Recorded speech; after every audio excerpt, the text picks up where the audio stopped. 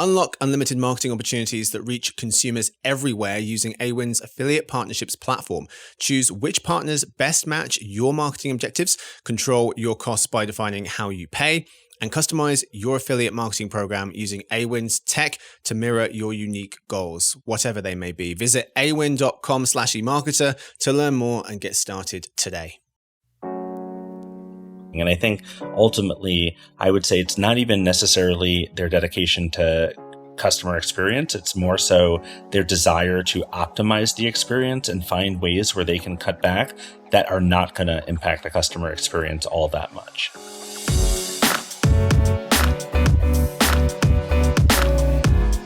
Hey gang, it's Thursday, August 10th. Jeremy, Zach, and listeners, welcome to the Behind the Numbers Daily, an eMarketer podcast made possible by Awin. I'm Marcus. I finally got a good mic again, so thank you for bearing with me when I was overseas and didn't have the best mic in the world. We're back, and today I'm joined by two folks. Let's meet them. We start with one of our senior directives of Everything Briefings, based out of New York. It's Jeremy Goldman. Howdy, and happy Duran Duran Appreciation Day. Exactly. Been looking forward to this for a while. I had no idea.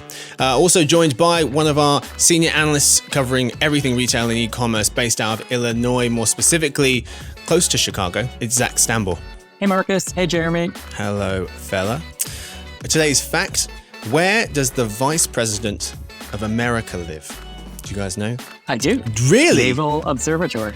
Yeah. Yep. I used to live in DC. Jeremy put his hand up as well. Okay. Yeah. Wow. Is this common knowledge? Because I had no idea and never thought to look. I don't think it's common knowledge. And the vice president didn't live there until the 70s. They didn't have a house until the 70s. I need to have you on more often, Zach. Then I wouldn't have to come up with a fact of the day. I could just ask you for some random information.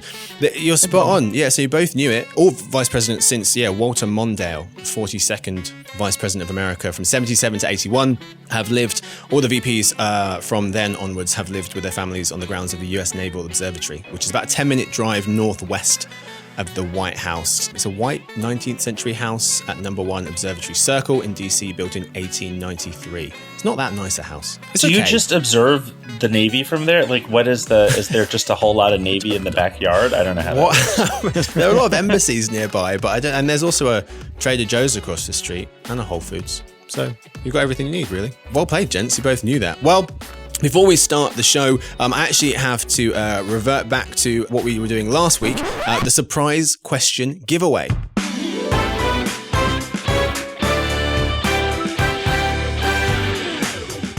So as I mentioned last week, it's back. This is the part of the show where we give away free stuff. But last week, I forgot to tell you how to get in contact with us. So let's try that again. So basically, every Thursday, we read out a trivia question, and all you have to do is email us the correct answer, or you can Instagram message us and include a screenshot of a review of this podcast. It can be an old one, and then you can win a free Behind the Numbers branded water bottle. So the correct answer to this question plus screenshot of your review equals free water bottle. The question is, which US president was a licensed bartender? Which US president was a licensed bartender? And I will let you know the winner next Thursday. If you know the answer, then you can email us at podcast@emarketer.com or _podcast on Instagram. You can also message us there if you prefer. Today's real topic: has Amazon officially reversed course for the better? So in today's show, first in the lead, we'll cover Amazon's Q2. Then, for another news, we'll discuss searching for things on retailers' websites and how many folks are willing to watch ads to save money. We'll start with the lead, of course. We're talking about how Amazon's done the past 3 months, April, May, and June, also known as Q2. So let's talk about it. Revenue at Amazon grew 11% in Q2, reaching $134 billion. That would be 11% faster than the 9% they saw in Q1. And that 11 is faster than the 7% they saw last Q2, 2022. Jeremy, I'll start with you. What should we make of this 11% Q2 top line net sales growth for Amazon? So I think that there are a lot of different factors we can talk about now, and I'm going to take like one of the more boring ones so Zach can focus on the more interesting things. I mean, it's hard to overlook the fact that, sales at AWS, they climbed 12%. in the second quarter. That was above projections. And AWS, for those of our listeners who don't know, is a lot of the cloud infrastructure for the internet as we know it. AWS accounts for 70% approximately of Amazon's operating profits. So it's really hard to overlook the slowness in that business. Yeah. That 12% was less than they grew the quarter prior, 16%. And I think if that is going to be slower, it just puts a lot more pressure on retail sales and retail media and all other facets of the business. Yeah, to your point, it makes up for a ton of the profits, but just 17%, of the revenue for the business, AWS, and that growth of 12%, a third of the growth it saw last Q2. Zach, when you look at Amazon's top line number, what jumps out to you? Well, when I'm looking at the retail numbers, it's undoubtedly a good positive story. There's positive momentum, as you said. Yep. They beat their top line guidance. They exceeded expectations. And when you look just at North America, which is the largest segment, they did really well. You also saw 11% growth as well as a profit. And so things are looking up when you look at the core retail business. So online net store sales, the retail part, 40% of Amazon's business grew 4%. That doesn't seem like a lot or enough for a company like Amazon, given some of the growth we've seen in the past couple of years. But it has contracted 5 of the last 6 quarters. So +4 is pretty damn good. Another interesting trend is that online net store sales, which is where it makes most of its money. That is a 40% share, as I mentioned. That was over 50% pre-pandemic 2019. So that share is going down as things like AWS and things like advertising, which we'll talk about in a bit, become more and more important. Third-party seller services, that's about a quarter of the business. Second largest bit saw 18% growth. That's double last Q2s. Yeah, I'm glad you mentioned that because I thought that was really a positive sign because that's really at the crux of what the online business is all about is that marketplace. So that provides the tail that get people to Amazon because you can find everything you could possibly need there. And so to see that go up 18% is a real positive sign. Yep. Third-party seller services up 18%. Online net store sales, as we said, up 4%. And all that rolls up to that 11% top line. That's pretty impressive. That improved 11% because that was without Prime Day. Prime Day fell just inside Q3, July 11th, July 12th. One more thing on positive revenue numbers. Amazon's profits nearly reached $7 billion in the quarter versus a $2 billion loss for the same period a year ago. So that's also improving. So, gents, David Streitfeld of the New York Times is writing that some analysts have worried that Amazon's recent desire to keep expenses down clashes with its long-standing obsession over making customers happy. And so this year they've been focusing much more on efficiency, making sure that they are as profitable as possible. And so this point from Mr. Streitfeld from the New York Times is, can you do that, but also still have that furious commitment to customer happiness? Zach, is it possible? Yes. So first of all, I just want to say, I think that there's always been a lot of rhetoric from Amazon that they're the most customer-centric company around and they strive to be the world's most customer-centric company. But I think that has largely been overblown. And I'll give you one small example of that.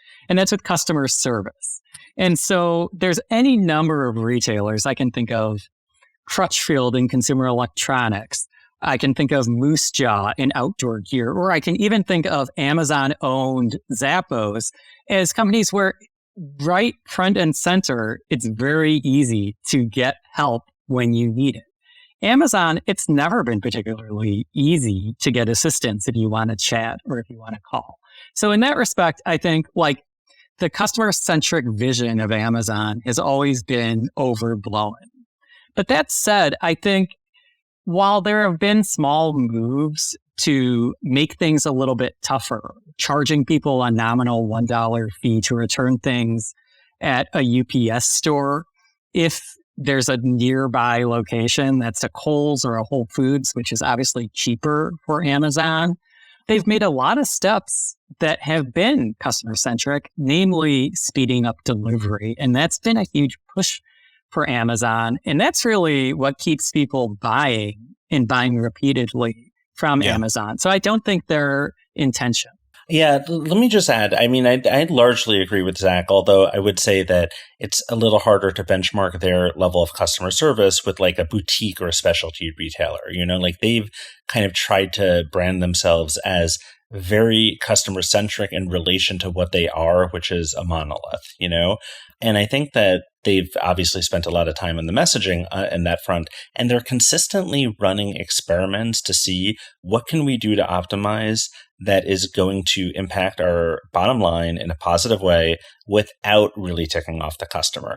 So there are all these different things that they're doing. And Zach mentioned, a number of those. One of the things that they're doing is they've tried, and other retailers have as well, about, do you want less boxes? It'll be a little bit more efficient for us. It's going to be a little bit better for the environment. And we know that you care about that. So that's another thing that they're trying. And I think ultimately, I would say it's not even necessarily their dedication to customer experience. It's more so their desire to optimize the experience and find ways where they can cut back that are not going to impact the customer experience all that much. Yeah. Let's talk grocery, gents. Insider Intelligence retail briefings analyst Rachel Wolf explaining Amazon's grocery question. So she writes that while Amazon's earnings release highlighted the company's achievements in e-commerce, AWS advertising, generative AI, and even B2B, the company stayed pretty quiet on grocery. She says an indication that Amazon is struggling to figure out a path forward in that highly competitive sector. Zach, what do you expect Amazon's grocery future to look like? I think it'll look quite different than it does now, particularly when it comes to Amazon Fresh. Amazon's never really understood physical retail. They've never gotten it. And the grocery business kind of epitomizes that. The way in which Amazon grew was having a first mover advantage within e-commerce. But when they moved into the physical world, they were competing with a number of retailers that have been there for a long time and understand the business in a way that they just fundamentally don't. And grocery epitomizes that. And the Amazon Fresh experience epitomizes that. When you go into the store, it's kind of soulless. There's a lack of inventory. And there just isn't any sort of reason that you would shop there. There's nothing aside from whiz-bang technology that I don't know that the average consumer cares about that make you want to shop there. So that said, I think they will continue experimenting. I think a year from now, they'll probably just pull the plug on it. They have been talking about the success that they've seen with Whole Foods. So I expect that they'll lean in that direction in some sort of way, perhaps with new store formats, as well as looking at ways to better leverage the Amazon ecosystem to push Whole Foods and weave it in more fully, which it's always been kind of off to the side, somewhat disconnected. Mm-hmm. Yeah.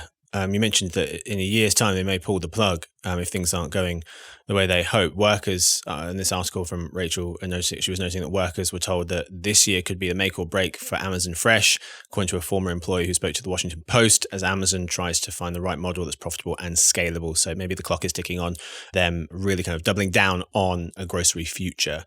Let's move to Amazon, Jeremy. Amazon's advertising revenues reached $11 billion in Q2. That would be up 22%, which is better than last Q2. What does this 11% growth in ad revenues for Amazon tell us? So it tells us that, it tells our listeners, because I feel like, you, me, Zach, we're very close to this, but people really, when I speak to people and they're shocked when I tell them how big Amazon's advertising business is, They're not known for that. It's this extra thing. But we got to put that number in context that you just cited, right? So this year, worldwide, Amazon will make up 7.5% of the overall global digital advertising market. It's going to grow to 9.2% by 2025 per our forecast. Google, Alphabet, whatever, is already on the decline in that regard. And Meta is going to basically peak this year and next, and then drop ever so slightly by 2025. So the key thing is that this is increasingly for consumer goods. They're finding that they can basically have a really nice attribution loop in terms of spending money with Amazon and being able to track the sales tied to it. They're spending more. on average on these ads, but they're getting more in return and people are coming back. And Amazon is one of many players, I should say, that are spending a lot on measurement and basically proving that ads work. That is the thing that you can do a lot better through digital ad channels. And Amazon has more money to basically throw at the problem of attribution than pretty much anybody else. And that's why the ad business is going to continue to become, something that everybody's going to be paying attention to. And pretty soon, the average person will be aware that Amazon's ad business is a huge part of their bottom line. I think this circles back to what you were initially asking about the customer experience. And Amazon has a huge ad load. And when you search for anything on Amazon, you'll undoubtedly be barraged with ads. But to Jeremy's point, people don't seem to mind. They don't seem to care. And I think that's because they're very good at providing relevant ads that give you what you need. And so as a result, as long as they can do that and have the relevancy of the ads, they can continue to grow this business and essentially charge a toll for anyone who wants to sell anything on Amazon. Yeah. I think that, Zach, I don't know if it was you or Rachel who wrote something about this, but for the Prime Day that just happened, we saw that sellers paid a decent percentage of their overall profits back to Amazon, basically, in terms of advertising, right? So I think it really is a toll. And if you want to be successful on Amazon, chances are you are going to invest in their ad business. Yeah, getting closer and closer to table stakes. So you mentioned Amazon just not known for advertising, but increasingly so. Back in mid-2020, when Amazon first started breaking out advertising as a line item in its earnings, they made 5% of their money from ads. Today, it's 8% and is continuing to creep up. And then, Jeremy, you mentioned the share of ad dollars that Amazon accounts for. So you said 9%, 9.2%. So basically 1 in 10 digital ad dollars worldwide go to Amazon. Looking at the US, so Jason Aiton of Inc. was writing that Amazon is already the third largest advertising platform. That's according to our numbers as well. He was saying that he wouldn't bet against it someday soon becoming the biggest advertising platform, digital advertising platform. According to our figures, by 2025, Google will have a 25% slice of the US digital ad pie, down a little from today. Meta will be in second with 18%. Amazon will be right behind them with 15% in third. So just a few points shy of Meta's share of the US digital ad pie by 2025. That's all we've got time for the lead. Time for the halftime report. So Jeremy, I'll start with you. We normally talk about what's worth repeating from the first half. Instead, I'm going to ask you about Amazon's second half of the year. What do you expect to see? I think that while the advertising story is going to be really important because it's going to in some ways be a bellwether for the US digital advertising landscape in general, I also kind of think, like to Zach's point, grocery has been a little bit less integrated. The One Medical and how Amazon, tackles health is also a little bit less integrated. How can Amazon better integrate all these different offerings that they have? Some of which, we have not spoken about in quite a while, but they have a lot of different subsidiaries. Zach, how about you? I'm bullish. On Tuesday, they announced Amazon Prime Big Deal Days, the second tentpole sales event. And that should spur retail sales in October. It should also, to what we were talking about just a few moments ago, drive substantial ad revenue. Yeah, you mentioned that second tentpole, the second Amazon Prime Day in October. The first, as I mentioned, was the start of July, which will fall in Q3. And so they'll benefit from that, the added boost of the largest Prime Day ever in Q3. Amazon estimating that its Q3 revenue will grow between 9 to 13%. So right in that range of this quarter, Q2's 11%. But last Q3, they had 15% growth. So the guidance are giving a little bit below that, but we shall see. That's what we've got time for the first half. Time for the second. Today in other news, why most retailers' site searches aren't working and how many streaming viewers will watch ads to save a few dollars. Story 1, Zach, you recently wrote that most retailers' site searches aren't working, meaning shoppers aren't finding what they're looking for. You point out that 3 in 10 shoppers say it takes at least 3 minutes to locate the item they need when using the search function on retail websites. And a similar share, 3 in 10, call their experiences finding products quick. So just 3 in 10 call them quick, according to a Constructor consumer survey. But to you, Zach, the most important sentence from your article is what and why. roughly 3/4 of consumers are more likely to buy the item they're searching for if a retailer makes it easy to find. Mhm. So a bad site search is really the equivalent of an unkempt store. If you can't find what you're looking for, you're not likely to stick around and make a purchase. You're likely to go somewhere else. And you might not return ever again. And so there's a real cost to having friction within the site search process. It's just basic blocking and tackling, but you've got to do it. You've got to hit those right notes. Yeah. 3 in 10 shoppers, as I mentioned, and as you mentioned in the article, say it takes at least 3 minutes to locate the item they need, not to find everything. So 3 minutes per item is quite a long time. If you're trying to find multiple items, then that can take a really long time. Story 2. Jeremy, you just put out a piece saying that 6 in 10 streaming viewers will watch ads to save a few bucks. In it, you note that contrary to the widely accepted view of ad intolerance, you say a mere 16 to 17% of viewers express an inability to tolerate ads, according to a Hub Entertainment research study. 59% of consumers prefer to watch ads to save $4 to $5 a month, as opposed to 41% who would rather pay an additional $4 to $5 to avoid ads. But to you, Jeremy, the most interesting sentence in your article is what and why? 16 to 17% of viewers overall inability to tolerate ads whatsoever, and then everybody else has different levels of tolerance for them. And I think it's interesting to me that we all love to talk about how we hate ads, but the reality is that most people, have a degree of tolerance. They can love them. They can be like, this is fine. It all depends what the ad is. But ultimately, people just kind of accept ads as part of the fabric because it's always been around them. And depending on the service, you might, we've seen a lot of people who have the type of viewing behavior where for one service, they're on the ad-supported tier. And then for another one, they're on an ad-free tier. Mm-hmm. So human beings are complex, but ultimately it's like, do we hate ads nearly as much as we love to say we do? No, we definitely can tolerate them to some level on average. Yeah, we say we hate ads. We hate ads, but love the value exchange, I think. And your point about, you say this preference to watch ads and save money has remained consistent across various Hub studies. So it's been a thing, will probably continue to be a thing. That's what we've got time for this episode. Thank you so much to my guests. Thank you to Jeremy. Thank you as always. Thank you to Zach. Thank you for finally having me on the daily. I've been trying to have you on for ages, and Stuart keeps saying, I don't know about that Stambor. That's not true. Thanks to Victoria, who edits the show, James, who copy edits it, and Stuart, who runs the team and has refused to have Zach on for a while. Thanks to everyone listening in. We'll see you tomorrow, hopefully, for Behind the Numbers Weekly Listen. That's an eMarketer podcast made possible by Awin. If you do know the answer to which US president was a licensed bartender, you can send us the answer plus a review into podcast@eMarketer.com or to Behind the Numbers _podcast on Instagram to win a free Behind the Numbers branded water bottle.